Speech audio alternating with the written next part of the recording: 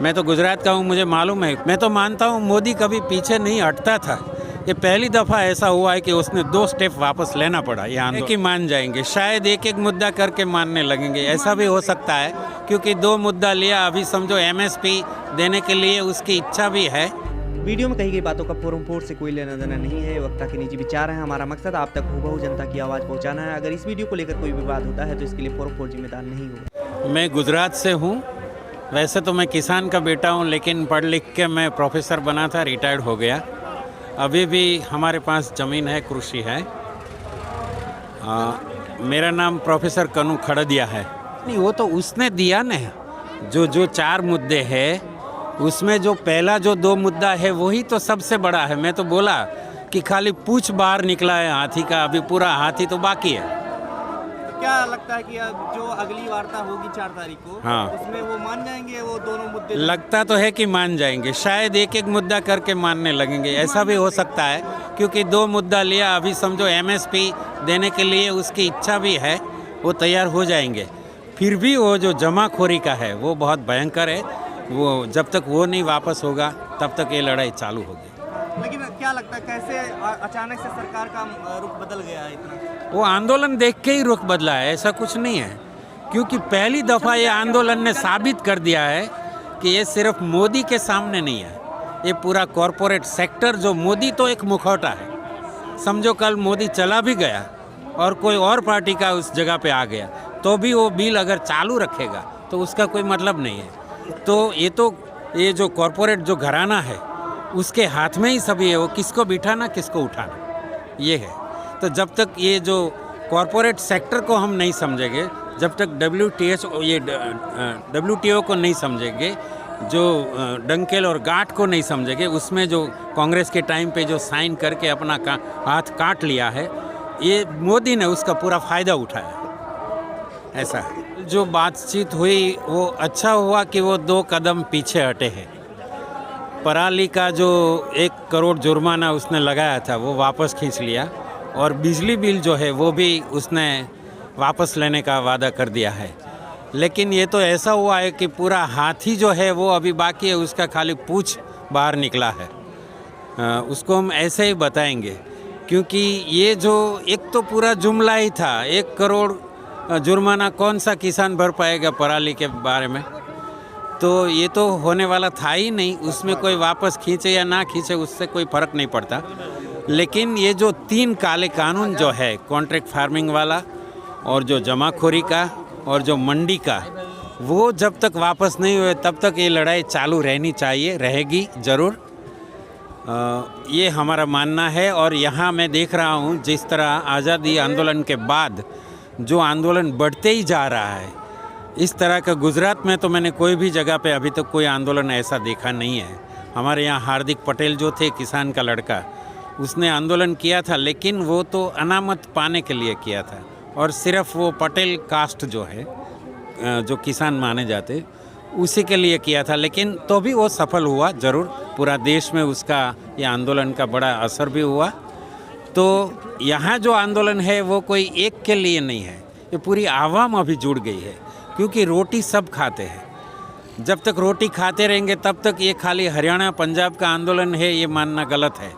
पूरा MP, UP, Bihar, Uttarakhand, Gujarat, पूरा देश जुड़ चुका है उसके साथ। हाँ, यही है कि यहाँ उसने अगुवाई जो की है वो पंजाब के किसान और हरियाणा के किसान हैं।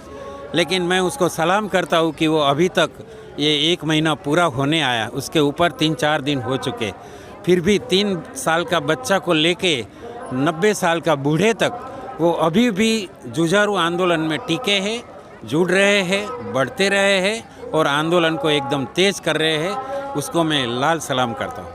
किसान आंदोलन को 35 दिन से अधिक हो गए हैं। हाँ। और अभी आप लोगों की बातें जब 2 मान ली गई हैं तो क्या आप लोग मतलब अपनी जीत मान चुके हैं? नहीं, अपने जीत नहीं माना है, लेकिन उसको पीछे हटना पड़ा।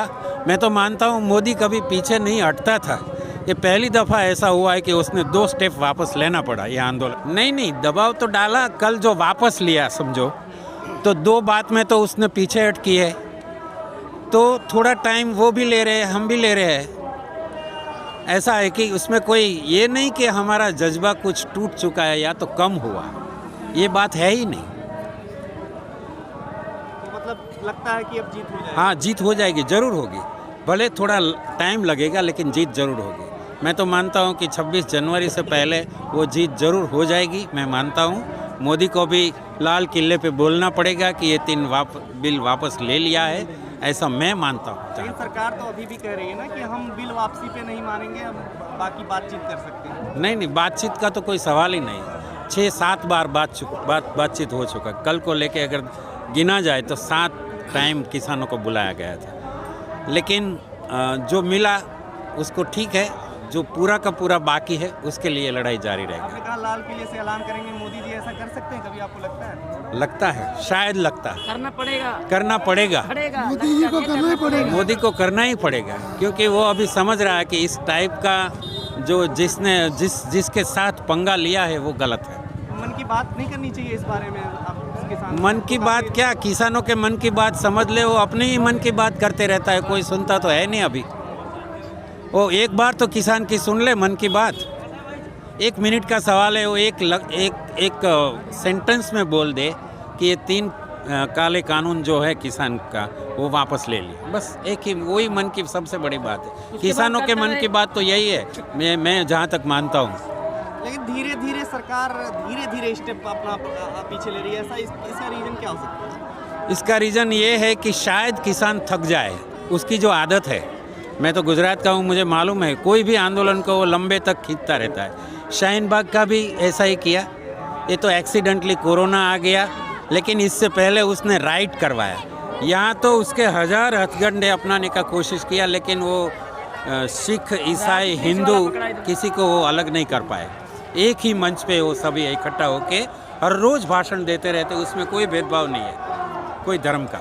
ये पहली दफ़ा हुआ है। फिर ये रात को हमला और तमाम चीज़ें ये सब क्यों हो रहे हैं? जिंदाबाद पाकिस्तान जिंदाबाद ये सब नारे लगवा रहे हैं।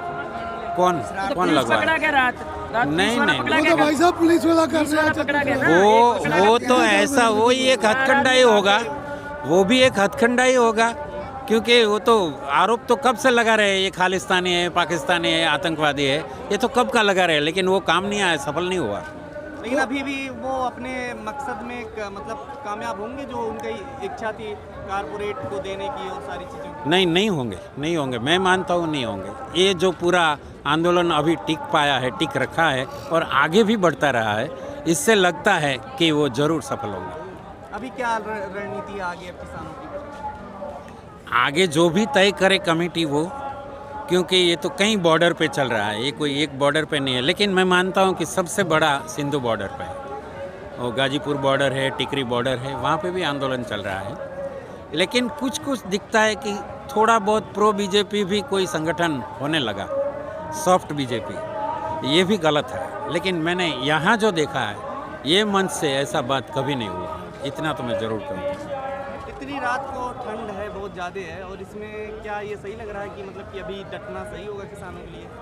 हाँ सही है, वो तो वैसे भी रात को पानी देते हैं खेत में वो पानी वो जो मालूम ही नहीं होता दिन क्या तो रात को ही खेत में काम करते हैं, उसको कोई फर्क नहीं पड़ता। वो पानी का जो बौछार किया उसने, तो उससे क्या हुआ, कुछ नहीं फर्क पड़ा। मोटर है जो सुबह हम नीचे हाँ, दे देते हैं वो बोर का तो इससे बड़ा ये रहता है, तो इससे कोई किसान ये मतलब टूट जाएंगे ऐसा मैं नहीं मानता, बिल्कुल नहीं मानता। और यहाँ आप देखो पेट्रोल पंप के पास सुबह में 6 बजे ठंडी में वो नहाते खुले में, और बाथरूम नहीं है, बच्चे नहाते हैं 5-6 बजे। हाँ, छोटे बच्चे को लेकर बड़े बूढ़े भी, वो जो टेंट सिटी है वहाँ पे अभी और लोग भी आ रहे हैं अभी तक हाँ, तुर रहा है। और पूरे आ रहे अभी हैं। तो पंजाब से तुर रहा और है। दूसरा, मोदी को ये पता नहीं है कि ये तो एक गांव से 30-40 परिवार आ रहे हैं, बाकी जो का परिवार है वो 30-40 परिवार का पूरा संभाल लेते हैं, खेती भी और परिवार को भी।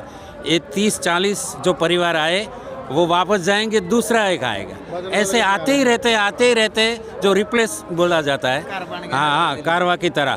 तो वो मान रहा था कि थक जाएंगे, टूट जाएंगे, खेती उसकी नहीं करेंगे तो सूख जाएगी, लेकिन उसको पता नहीं कि खेती चल रही है। गुजरात से भी लोग आ रहे हैं?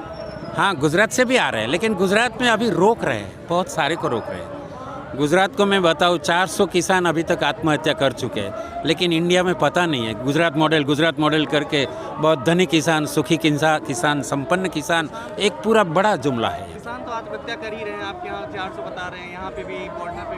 हाँ, तो इसके वजह से मतलब क्या सरकार को मुआवजा नहीं देनी चाहिए? मुआवजा देना चाहिए, लेकिन कहाँ दे रहे हैं वो? भाव नहीं दे रहे तो मुआवजा तो क्या देंगे वो? मैं आपको बताऊँ, ये लास्ट 2 महीने में गुजरात में फैक्ट्री जो था 19 जगह पे फैक्ट्रियों में आग लगी, आगजनी हुई, उसमें 150 से ज़्यादा मजदूर मर गए। उसका मुआवजा अभी तक नहीं मिला है उसको मांग हो रही है, थोड़ा बहुत दिया, थोड़े को दिया, बाकी को नहीं दिया। तो ये मजदूरों का हालत भी ये है। और इंजीनियर मेडिकल डिग्री पाने के बाद भी गुजरात में कई ऐसे डिग्रीधारी जो डॉक्टर और ये जो है वो आत्महत्या कर रहे हैं। 7वें मंजिले से एक किसान का लड़का डॉक्टरी करने के बाद वो गिर के मर गया था। तो ऐसे तो कई इंसिडेंट हैं। जो पढ़े लिखे किसान के लड़के इतना खर्चा करके 10-12 लाख डॉक्टर बना, फिर भी उसको डॉक्टरी का जो थोड़ा बहुत मिलना चाहे नौकरी, वो नहीं मिला, इसलिए आत्महत्या कर लिया। ऐसे में आपको ये भी बताऊँ कि ये जो कॉन्ट्रैक्ट फार्मिंग जो है वो पेप्सी कोला ने, वहाँ का फार्म डीसा डिस्ट्रिक्ट जो है वो आलू पकाता है। तो ये तो काले कानून तो अभी जून से आए, लेकिन इससे पहले 3 साल पहले डीसा डिस्ट्रिक्ट में जो आलू पकाया था, वो आलू में बीज भी कंपनी ने दिया था, पेप्सी ने, खाद भी पेप्सी ने दिया था और जंतुनाशक भी पेप्सी ने दिया था। उसके बाद जो आलू पका तो कंपनी ने बोला कि हम जो क्वालिटी चाहते हैं ऐसा आपने पकाया नहीं, सिर्फ पानी गुजरात का था, बाकी सब तो पेप्सी का था, समझो। तो वो जो इस तरह का कंपनी का रवैया रहा, इसलिए उसने वो पानी वो नहर में आलू को डाल दिया, बहा दिया, लेकिन कंपनी को नहीं दिया। वो उसका केस अभी तक चल रहा है। किसान ने पेप्सी के पर केस किया है, पेप्सी ने किसान के पर किया है, लेकिन पहले कंपनी ने किसान के पर केस किया है। और मोदी बोल रहा है कि मैं समाधान कर दूंगा। 3 साल हुआ, कोई रिजल्ट नहीं आया। इससे पता चलता है कि वो बोलता है कि 2 साल तो ये लगने दो, ये 3 काले कानून, ये जो कानून की बात कर रहे हैं, तो उस पर कैसे विश्वास करें? गुजरात में तो ये प्रयोग हो चुका है और फेल हो चुका है। बस इससे ज़्यादा नहीं करने का। ठीक है। मैं पंजाब तो आया हूँ, सील पट्टी, ਜ਼ਿਲ੍ਹਾ ਤਰਨਤਾਰਨ। 25 ਤਰੀਕ ਦੇ ਅਸੀਂ ਇੱਥੇ ਆਏ ਹੋਏ ਆ, ਬਾਰਡਰ ਤੋੜ ਕੇ 25 ਤਰੀਕ ਦੇ ਇੱਥੇ ਬੈਠੇ ਆ। ਪਿੱਛੇ ਵੀ ਕੰਮ ਵਧੀਆ ਚੱਲਣ ਡਿਆ, ਇੱਥੇ ਵਧੀਆ ਚੱਲਣ ਡਿਆ ਵਾ। ਜਿੰਨਾ ਚਿਰ 3 ਕਾਲੇ ਕਾਨੂੰਨ ਰੱਦ ਨਹੀਂ ਹੁੰਦੇ, ਅਸੀਂ ਇੱਥੋਂ ਜਾਵਾਂਗੇ ਨਹੀਂ। ਚਾਹੇ ਜੀਵਾਂਗੇ ਚਾਹੇ ਮਰਾਂਗੇ ਇੱਥੇ। ਜਿੰਨਾ ਚਿਰ ਤੱਕ ਕਾਨੂੰਨ 3 ਰੱਦ ਨਹੀਂ ਹੁੰਦੇ, ਇੱਥੇ ਹੀ ਰਵਾਂਗੇ। मोदी मत बोल जावे कि छोड़ के पीछे चल जाएंगे, जावांगे नहीं। खबरों में बने रहने के लिए फोरम 4 को सब्सक्राइब करें और नोटिफिकेशन पाने के लिए बेल आइकन दबाएं।